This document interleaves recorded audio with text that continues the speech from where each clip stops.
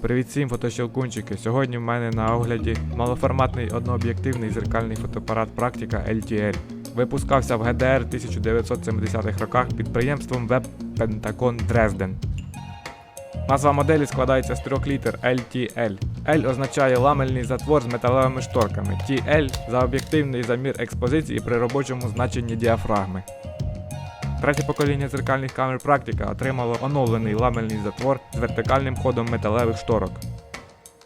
Фотоапарат комплектувався з заводу оптикою фірми Pentacon з різьбовим кріпленням М42 та приводом для пригаючої діафрагми. В даній моделі комплектним об'єктивом йшов Pentacon світлосилою 1,8, фокусною відстанню 50. Гарний світлий об'єктив, яким чітко і різко можна сфокусуватися. На передній панелі апарату знаходиться кнопка експозаміру, кнопка спуску затвора та таймер. До речі, незвичне розташування кнопки спуску мене порадувало, воно досить зручне. Фотоапарат має розширений діапазон витримок в порівнянні з зенітом від 1 секунди до 0,01 секунди, що дає змогу працювати з недостатнім та надлишковим освітленням. Також в барабані витримок знаходяться настройки чутливості експонометра від 12 до 1600 ISO.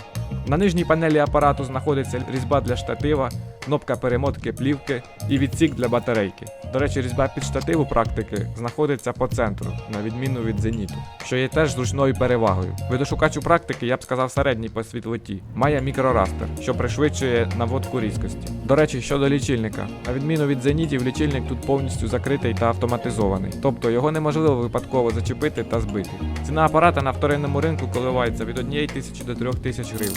В принципі, фотоапаратом я задоволений, він надійний, витримки відпрацьовуються чітко, на різкість наводити зручно. Ось вам приклади фото, виконаних на Praktica LTL.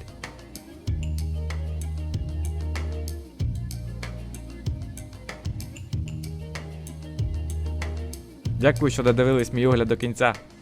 Пока!